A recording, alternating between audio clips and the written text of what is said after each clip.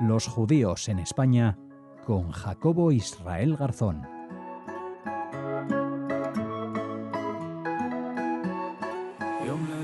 Volvemos a recibir en Radio Sefarad, en su casa, a Jacobo Israel Garzón. Bienvenido, Jacobo.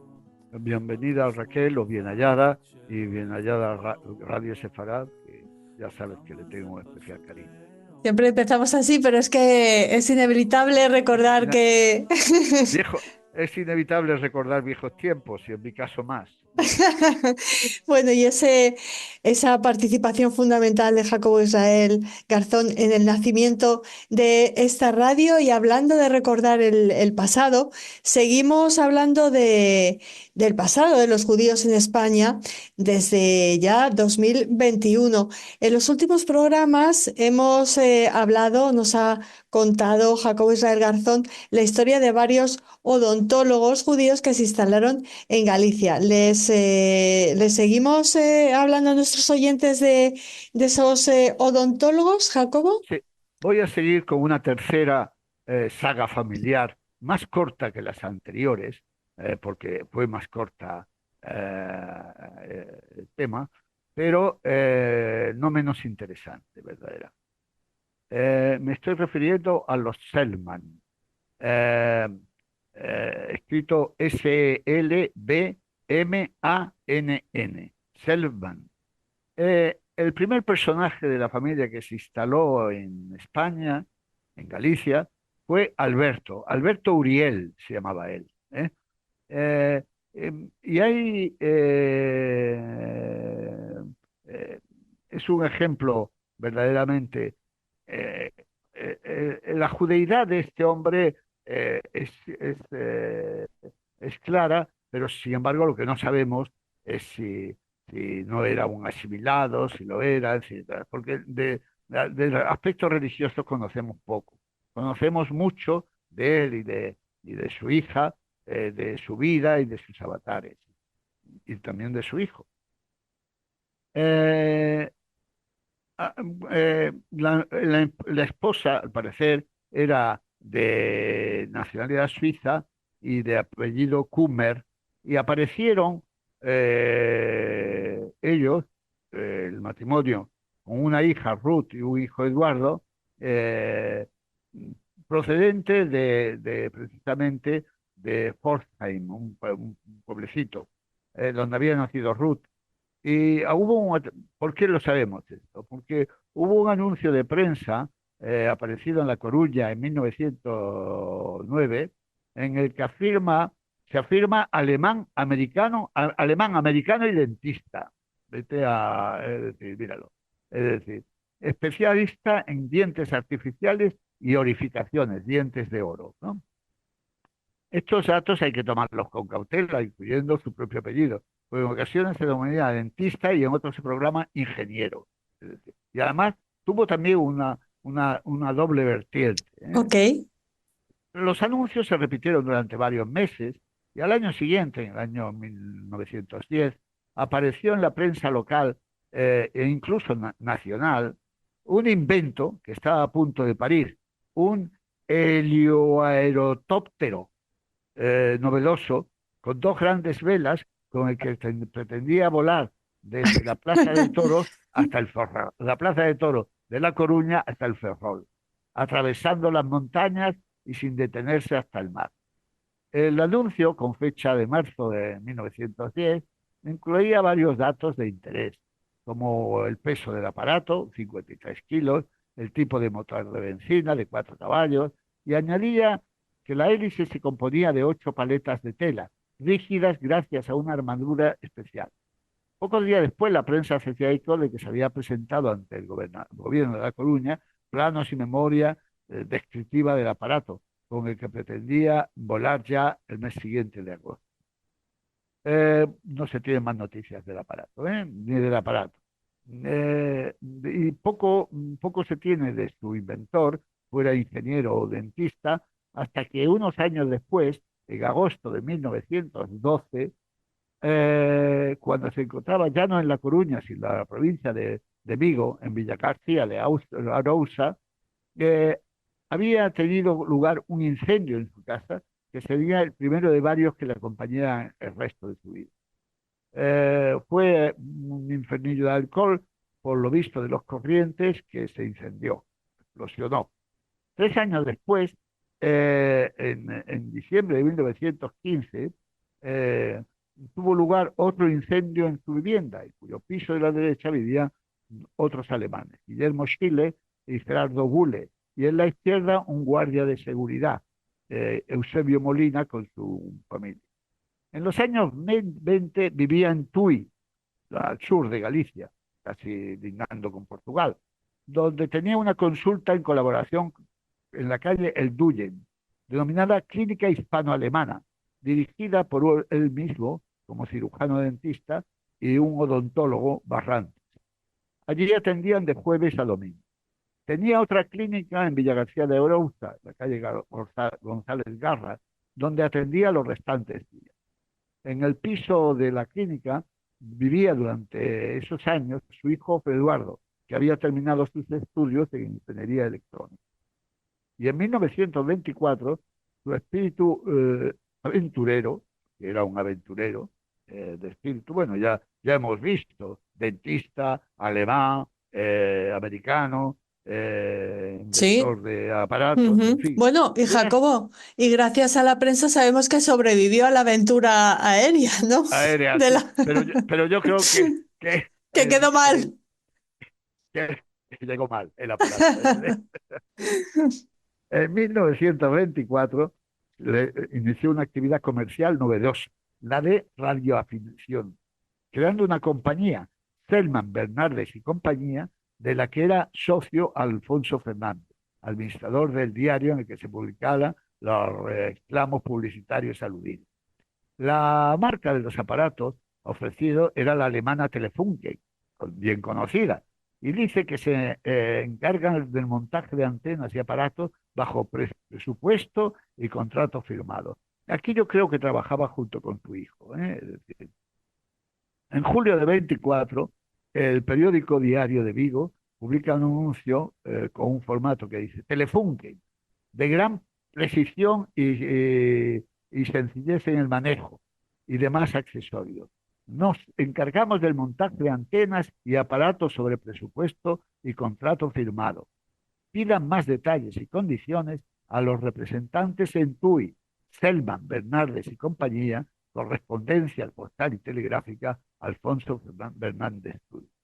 Otra noticia indica que tiene instalada una estación receptora en Vilagarcía, en la calle González Garra, cuyo aparato es de marca alemana Telefunken, de la que son representantes Selman, Bernardes y compañía, etc.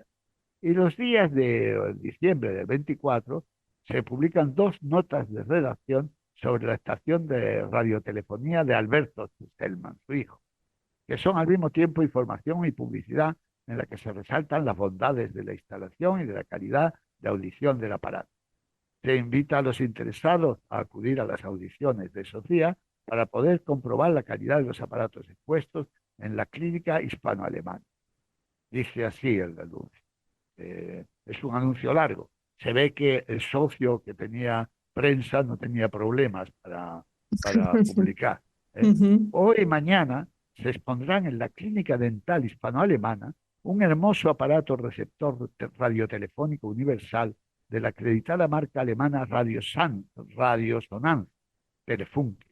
Por su carácter, recoge los despachos de todo el mundo. El señor Selman invita por medio de este diario a todos aquellos que estén interesados en el maravilloso invento a oír alguna de las audiciones que diariamente transmiten las diferentes estaciones emisoras instaladas en distintos sitios del globo. Las audiciones comienzan a las 5 de la tarde para terminar a las 2 de la madrugada. Atentamente, atentamente invitados por nuestro corresponsal y estimado amigo don Alberto Selman, asistimos ayer a algunas audiciones radiotelefónicas recogidas en una magnífica estación receptora. Quedamos gratamente sorprendidos no solamente por la instalación, que es inmejorable, sino también por la calidad con la que oímos en altavoz los conciertos transmitidos por estaciones emisoras de Madrid, Londres y París. Oímos con una pureza asombrosa los conciertos de ejecución irreprochable y lo mismo las conferencias y noticias. Así hemos podido observar la valía del cuarteto de la Radio Ibérica de Madrid, cuya emisora goza hoy de un puesto prominente entre las estaciones emisoras. En La estación en en esa esa, época, Jacobo, la radio era fundamental, ¿no? hombre, claro, Las familias se reunían se reunía alrededor. Ujú. alrededor de la radio. La Sí. estación está integrada por un magnífico aparato de 3 lámparas de la marca alemana Radiosonance Telefunken, amplificado por un magnífico micrófono y altavoz de la marca acreditada Brown. Eh, Sabemos que en 1930 tuvo lugar un desgraciado suceso, un tercer incendio, esta vez con consecuencias mortales para un sobrino suyo, un llamado Hans Sellmann, que falleció electrocutado en una finca que poseía el dentista en un lugar de Pepín. Al dar a conocer al dar de comer a unos pollos y haber tocado un cable de la conducción eléctrica para el motor. Alberto murió, el ingeniero, artista, inventor, etcétera, falleció en Villagarcía de Arousa a comienzos de noviembre de 1935, después de más de 20 años residiendo en España, donde se había establecido procedente de Alemania, su país natal. En realidad es que hacía ya 30 y tantos años. Su primera noticia que tenemos, como hemos dicho, es del año 1909. Ujú. Pero dejó como dentista una hija, que fue Ruth, que continuó la saga, y además lo curioso de la saga es que continúa hasta hoy, es decir, pero con una interrupción, la de la guerra civil, que veremos. Ruth Selman, que era Ruth Selman Kummer, hija de Alberto Selman, había nacido, como dijimos, en Pforzheim, hacia finales del año, bueno, se debe decir una cosa parecida, es decir, yo no soy un experto en alemán, desde luego, hacia finales del siglo XIX o comienzo del siglo XX. Llegó a España con su padre y su hermano, y probablemente también con su madre, y vivió en Galicia desde su infancia. Fue una de las primeras mujeres en estudiar medicina en Santiago de Compostela, especializándose en odontología en Madrid en 1928, donde se alojaba en la residencia de estudiantes. Marchó a la Alemania de 1929, para completar su formación, y allí conoció a George Lindner, un profesor universitario y dentista como ella. Juntos se instalaron en Villa García de Arousa, en la misma dirección donde había ejercido su padre, lo que parece indicar que Alberto ya se había jubilado. Muy probablemente la llegada de la pareja pudo deberse a la llegada del nazismo también, porque Lindner viene. Al estallar la guerra civil, Ruth y George se marcharon. Tengamos en cuenta que en Galicia fueron las fuerzas de los militares las que tuvieron desde el primer momento el poder, y se marcharon vía Portugal a Bolivia, y su hermano Eduardo a la Argentina, donde parece que también ejerció la odontología. Se ve que entonces la historia de los odontólogos no era tan clara desde el punto de vista de conocimientos de universitarios, ¿no? Si tenemos en cuenta que el nazismo estaba en pleno auge en Alemania, esto se debe, sin duda, al origen judío de la familia, ¿no? En 1939, un anuncio en la prensa española indicaba que se había ordenado la instrucción de responsabilidades políticas a Ruth Selman y a su marido. En Bolivia les nació un hijo, Jorge, y una hija, que volvieron con su madre a Galicia hacia 1949. Él, George Linden, no volvió, ¿eh? Sino que permaneció allí. Ruth retomó el negocio dental que continuó su hijo Jorge, fallecido en 2019, y hoy todavía continúan sus nietos Jorge y Georgina Lindner Santos, continúan la saga familiar de estos odontólogos judíos de Galicia. Con esto cerramos, yo creo, el ciclo de los odontólogos gallegos, y vamos a ir a otro mundo la próxima vez. Muy bien, qué interesante. Ojalá nos oigan los descendientes de los Selman, ¿no? No sé, Sería, les escribí, pero no me contestaron. Se bueno. ve, se ve que esto de ser judío Ah, no les, ujú. no les Bueno. interesa demasiado. Bueno, Bueno, a es lo que hay. nosotros sí, A nosotros y sí. nos lo ha contado Jacobo Israel Garzón. Ya saben que todos estos programas, bueno, pues Jacobo tiene la amabilidad de sintetizar las historias para nosotros, pero que pueden encontrarlas al completo en los libros Los judíos en España, 1903-1956, escritores, ilustrados y artistas, y Los judíos en España, 1789-1902. Y Te sobre agradezco. todo en el volumen tercero, que dedicado exclusivamente a semblanza de mi historia de los judíos en la España contemporánea.